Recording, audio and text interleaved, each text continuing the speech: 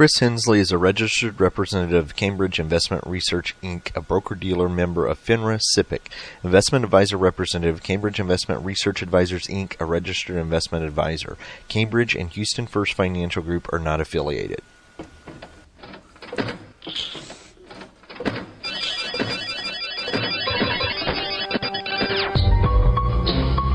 The Houston Midtown chapter of the Society for Financial Awareness presents Money Matters with your host, Christopher Hensley.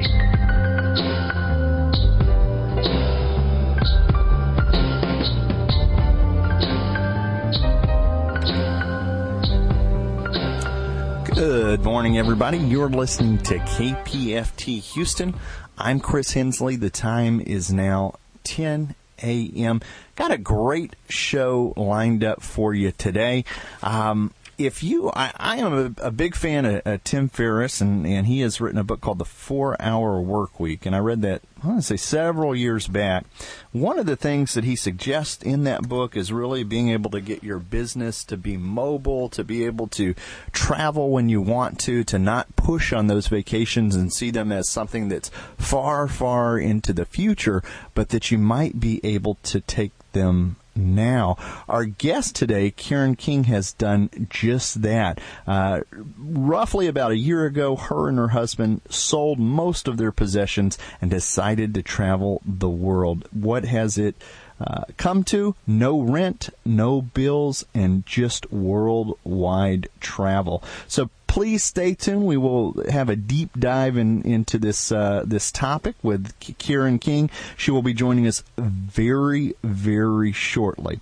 For our longtime listeners, you know that we usually reserve the first few minutes of the show just to tell you a little bit about who we are and what we do.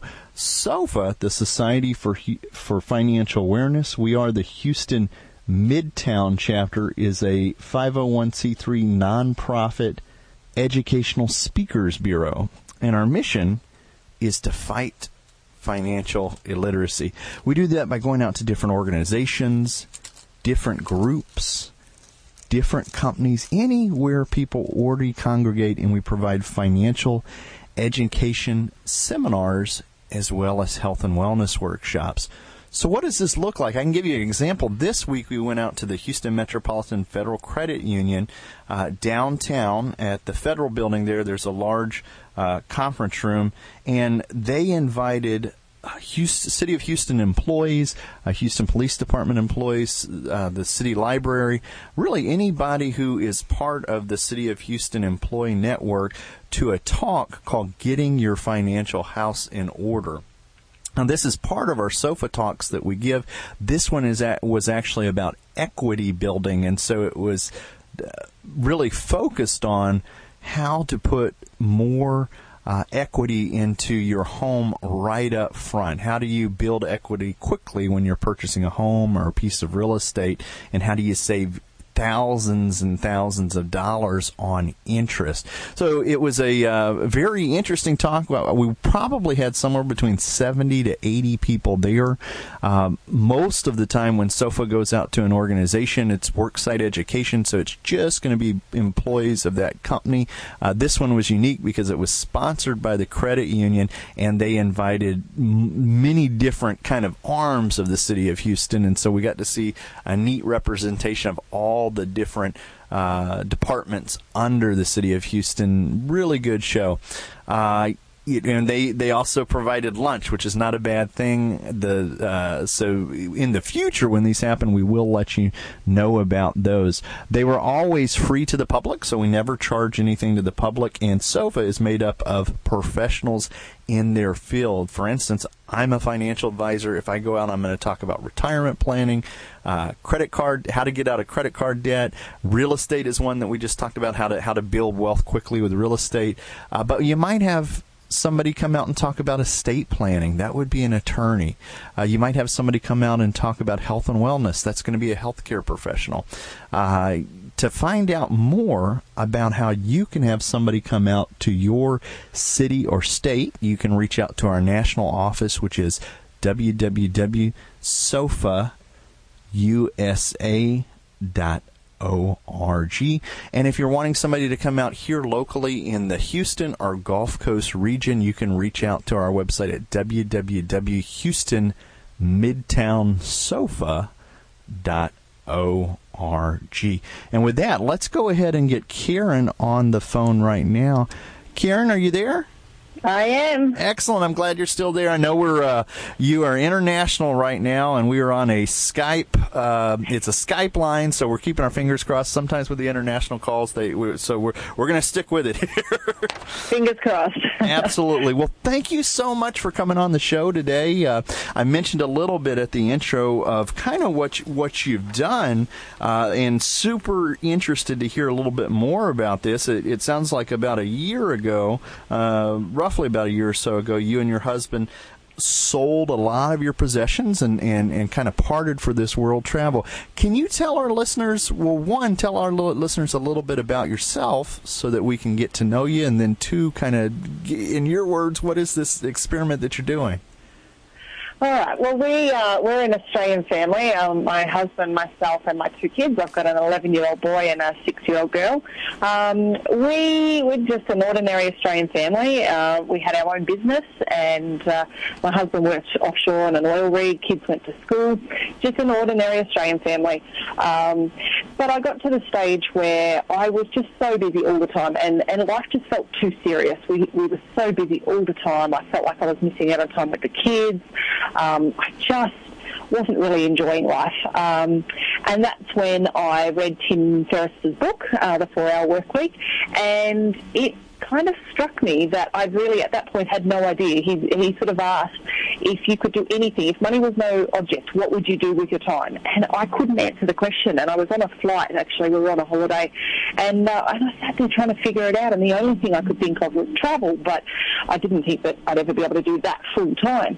But the more I read his book, the more I discovered that there's actually a whole community of people out there that travel full time instead of the traditional job or business. They people build businesses online and generate their income online. In today's day and age, there's just this amazing opportunity to earn income from anywhere in the world. So that was a real life-changing moment for me. And I talked to my husband about it, and he thought I was absolutely nuts. But after a bit of thought and a little bit of planning and a whole lot of research, we decided to give it a go. Now, we weren't in a position financially to just up and leave at that stage. We didn't have any online income. We had a business that we had to sell. We had a home we had to sell. So it took about 12 months of planning. And as of about January this year, we upped and left Australia, and we've been travelling the world ever since. That's awesome. So you said quite a bit right there, and a couple things stood out right away. One, I was making a guess when I mentioned Tim Ferriss earlier because I'm a big fan of the 4-Hour Workweek. So we're on the same page because it sounds like that was something you read as well. Absolutely, that was the key point for me even knowing about this type of lifestyle. So yeah, very good book. A couple of other things that stuck out to me when you were talking is that you guys have two kids, so this isn't just a single young person who decides to go off and do this. You guys are married. You have kids. You had to sit down and have a conversation with your spouse about this. And the idea that it wasn't like you had this bucket of money just set up to fund this. Finances in some way could be a roadblock to this, and you guys put together a plan, really a 12-month plan to be able to get in a position to do that. For us who are familiar with Tim Ferriss, I think the book is really good because it tells you about the community out there. Let's assume the listeners have not read that book, though, and really kind of get into that. Let's talk about the travel part, because you mentioned that one of the first things that popped into your head was, if I could do anything, I'd like to travel more. What does that look like for you? Well, it's funny. I was just thinking about this morning. Actually, my life now is it feels like I'm holidaying 100% of the time. I'm on vacation all the time, and it's just absolutely incredible. When I read that book and I thought, yeah, I'd love to travel full time, I never thought in a million years that it was possible. And I think just, right now, for example, we're sitting in Kuala Lumpur. We're actually house sitting at the moment. There's a whole community of people out there that house sit full time. So we come in, we look after someone's home whilst they're on vacation. We look after their home, we look after their pets. We sit for them free of charge. They go on holidays completely worry-free because they know they've got trusted people in their home looking after it. So, our day-to-day life is, I guess, varied. We have days where we sit at home and, I work on our blog and our online streams of income that we're trying to build. My kids, I guess you could say homeschool, but these days the terminology is more like world schooling. We teach them anywhere we are in the world. And then other days we're out exploring, going to local markets, exploring local areas. We do some of the touristy things, but for us it's really about exploring the local areas and trying to understand how locals live. So for people who are just joining us right now, we're talking with Kieran King. Her website is www.nosetAddress.com. And you mentioned about you feel like you're on holiday all the time because you're vacationing quite a bit during this whole process there. And with the kids, that was one of the things that people might see as a roadblock to be able to travel. But you guys are actually doing. I like the term world schooling. So as opposed to the homeschooling, really getting out there, and you mentioned exploring and kind of imagine the school field trip that never stopped. Oh, absolutely. Well, there's not many things I regret in life, but one thing that I always said was I wish I'd travelled more before I had kids.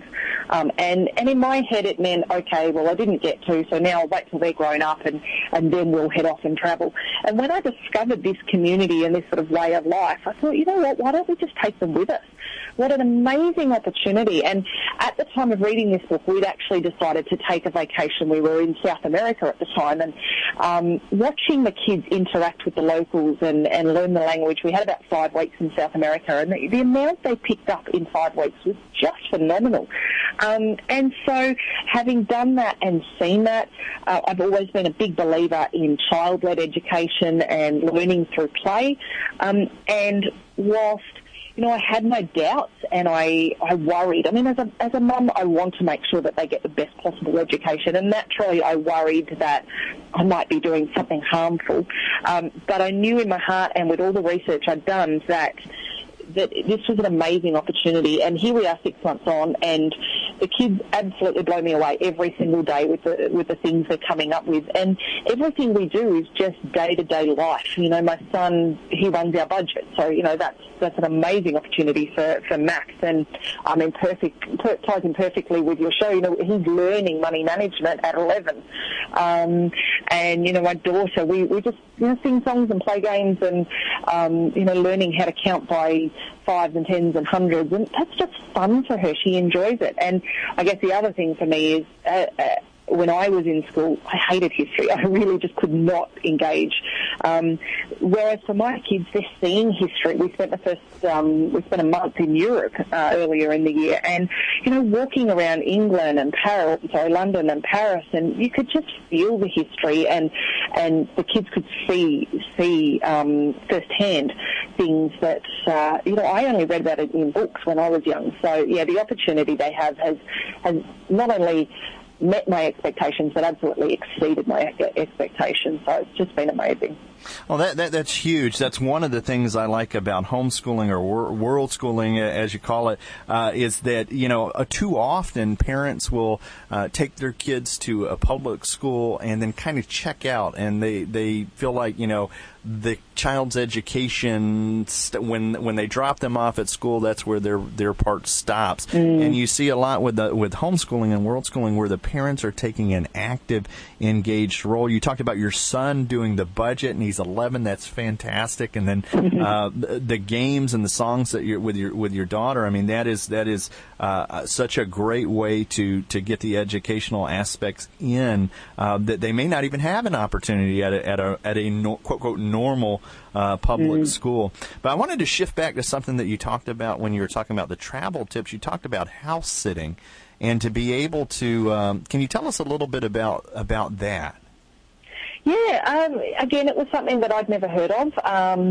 We utilise a couple of different websites to find homeowners that are vacationing, the homeowners that we're looking after their home for at the moment. They've just headed back to England for 6 weeks.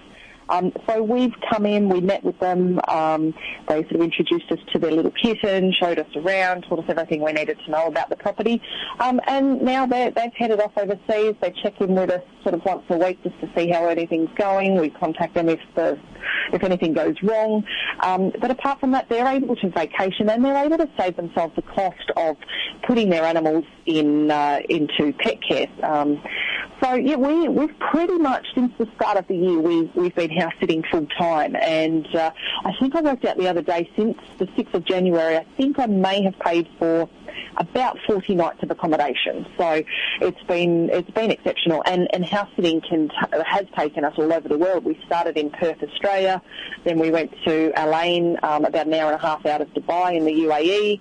We've been in Spain, back to Brisbane, Australia, Thailand, and now Kuala Lumpur, with some others, scheduled for later in the year. So an amazing way to travel the world, and for a family such as ours with a lot more space than an ordinary hotel, and the money that we're saving means that we can do and see more whilst we're here. That's fantastic. I don't even think that gets on most people's radar as an option, and you guys get to see the entire world through that. That's fantastic. Let's talk about one of the decisions that you had to make before you left was possessions, because I know some of them you might be able to take with you, but in the bulk of them you probably couldn't. What were things that you decided that you needed to keep? Well, to be honest, we actually travel with carry-on bags only, so we have a maximum of 7 kilos each, so we didn't keep very much at all. We sold our business. I had a very successful cake decorating business. We sold that. We sold our home, and pretty much all of our possessions. We do have a storage shed with all of the sentimental things that we could never buy again. But apart from that, we still do have our car, which is at my parents' place, primarily because in order to help fund the trip at this stage, whilst we build our online streams of revenue, my husband does still have to travel back to Australia for work. But once we no longer have the need for the car, then it'll go as well. But apart from that, we really, on a day-to-day basis, we have what fits in our backpacks. Well, that's fantastic. That's how I know you're an actual traveler, because with the charges they charge for excessive baggage, if you got everything down to a couple bags, that's fantastic. You did mention kind of getting a storage shed there for some of those things that might not be able to be replaced, and then the car, because he is actually still traveling for work there. Can you tell us a little bit about kind of what he's doing to bring in the income and how that works with you guys traveling? Yeah, it's not ideal at this point in time. My husband works as a chef or camp attendant on an oil rig off the coast of Victoria. And at this stage, he has to travel back regularly. He does a period on the oil rig, and then he'll come back on shore and he'll fly over and meet us. So obviously that's not ideal because he's not here with us full time. But in the planning stage of this, we had to make a decision. Do we put the travel off for another 12 months or 2 years, save our money and then travel, or do we make that sacrifice and have him travel to and from Australia? And, a big part of the reason we're doing this is because life is just too short. You never know what is going to happen, and we just wanted to get out there and do it. And for him, he made the decision that he was happy to do that, so he effectively commutes 15 hours to work.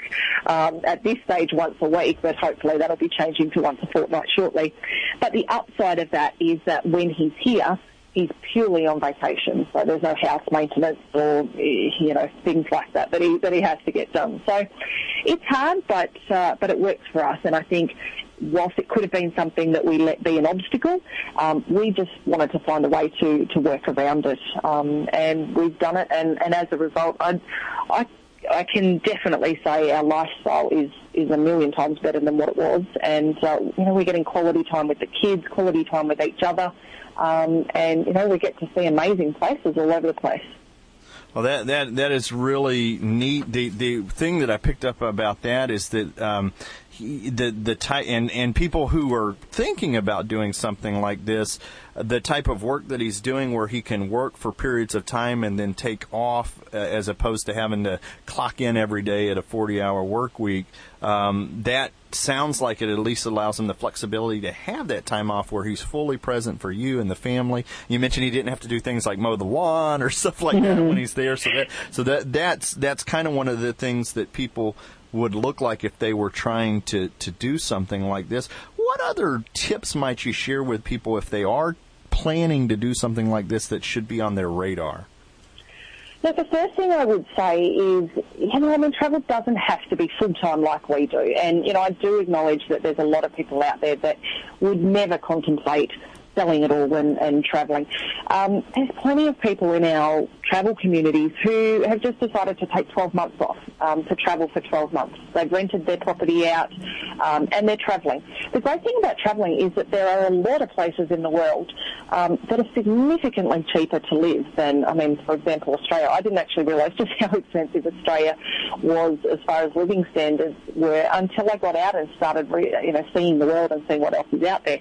So it doesn't have to be long-term. There are other ways to do it, and that's one of the things that we're really trying to work on through our blog at nosetadress.com, is just helping other people, because it has been a life-changing decision for us, and our life is a million times better for having done it. So now our goal is to help others and help answer questions and show people what we've done in order to help them make the changes.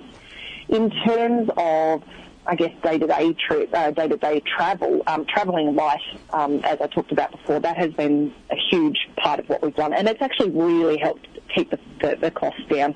As you mentioned, baggage fees are absolutely crazy, so we don't have to worry about any of that. We take all our bags with us. We never have lost baggage, and we kind of wave to people as we pass them trying to pick up their bags off the carousels, because we've already got ours. So that has been a really big thing, and it's been lovely to just downsize and simplify our lives as well.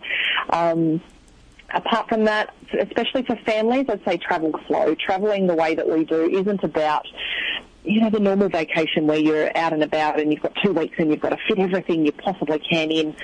Travelling over longer periods of time, it was hard for us at first, but we soon realised that you don't have to be out every single day. It's okay to sit at home and have a day at home watching movies and just things that you would do when you're at home. But really, I think the main thing is just get out there, work out a way to make it possible, and just get out and explore the world and find ways to make it possible. Now, there have been a few roadblocks that have probably come up as you were working your plan. What have been some of the biggest roadblocks that might have come up as you were doing this? Probably the biggest roadblock that we didn't anticipate was Cam, my husband's work. They've been pushing for years for their staff to go to 2 weeks on, 2 weeks off. So that would have been ideal for us. We didn't anticipate that wouldn't eventuate. So obviously that isn't ideal at the moment. But apart from that, I think the reaction from people, a lot of people thought we were absolutely nuts. Just because it is so far out of most people's comfort zone that the idea of not having a home and not putting the kids into school, it really challenges what a lot of people think. But we knew in ourselves, and we, as I keep mentioning, we have a huge community of other families we've got Facebook groups that we're a part of, and huge communities of people that do exactly this, and they're inspirational to me because we've met families all over the place who've been on the road for 4 years, 2 years, 7 years, and they're just they're huge motivation and inspiration for us, because we can see what they've done and what they've achieved, and we can see that their lifestyle is what we would love to achieve. So I think stepping outside the box has been a real challenge, not so much for us, but the perception that other people have as well. So all of these things that you mentioned are important there. The idea of the work and kind of getting that sweet spot as far as what kind of, if you're still working, what kind of job could support the time, and then kind of the reaction from people, but and really kind of it's a challenge to what people might think already, but then you have the network, the travel community there of people that have done this, and that's the kind of one of the things I'm getting from you is that this is something that is entirely possible. I think most people would hear it and say, I don't know if it would be able to work. And you're saying not only does it work, but there's an entire community of people out there who are helping support each other with sharing ideas to make it work. Oh, absolutely. And there's, one of the groups we're part of has 12,000 members. And that's people all over the world in different stages. Some are doing, trips every couple of weeks worth of travelling every now and then, to others like ourselves who are travelling full time. But the great thing about that is that we now have a big community and a whole lot of friends all over the world. So whilst it is a big step, and to be honest, I was scared out of my brain at one stage. There were so many questions I had and so many fear of the unknown, because it is so completely different to anything we've ever known. But because of these communities and because of some other bloggers that I've met, I was able to reach out to them and ask them the question. And that's why for us it's so important now that we're helping others that might like to do this as well. So I regularly get people sending us emails through the website just saying, well, how did you do this, or what did you do here, or whatever the case may be. And we're more than happy to help people in that instance. Absolutely. And the website, I'm sure, is a resource for those who are just now joining us. Again, the website, it's www.nosetAddress.com. It's a blog. You will be talking about your adventure and what you've been doing since you've made the decision to do this. What would you say is the biggest thing that you've learned since you started down this road? Wow, that's a big question. I would say that the biggest thing, probably that you don't have to stick with the traditional way of life. It is possible to get off the day-to-day treadmill of getting up, feeding the kids, sending them to school, going to work, coming home, putting them to bed and going to sleep. That doesn't have to be what life is, and it doesn't have to cost a fortune to travel like this. Right now we're spending no more than what we were on our day-to-day living expenses at home, and that includes Cam travelling to and from Australia each week to go to work. So it doesn't have to cost the earth. You don't have to be a millionaire. You just have to want to make it happen, and it is actually possible. Excellent. Well, thank you so much. We're actually bumping towards the end of the show. What else did I forget to ask you that you'd like to let our listeners know? Oh, look, I think we've covered most of it. If people want to get in touch, like you said, nosetAddress.com is our website. We've also got a Facebook page. Just do a search for No Set Address. Apart from that, if people do have any questions at all, jump on the Facebook page, send us an email. More than happy to help people out because it has absolutely been a life-changing opportunity and experience for us, and I just cannot speak more highly of this type of lifestyle. Karen, thank you so much for visiting with us today. For listeners who'd like to find out more about Karen King, you can visit her website at www.nosetAddress.com. And if you're listening to the podcast version of the show, you're going to find a link to the website on the show notes as well. Karen, thank you so much for joining us. Have a great weekend. Thank you so much for having me. Have a good one. Okay, bye-bye. Bye. And you have been listening to KPFT Houston. Thanks for listening to today's episode of Money Matters Podcast. If you enjoyed the show, visit us on the web at www.moneymatterspodcast.com. drop us a line on SpeakPipe on the right-hand corner. It will receive any voicemails, questions, thoughts, concerns that you have about the show. In addition to this, we recently launched a Patreon campaign. Click on the Donate Now tab to hit the tip jar and find out what Patreon's campaign is all about.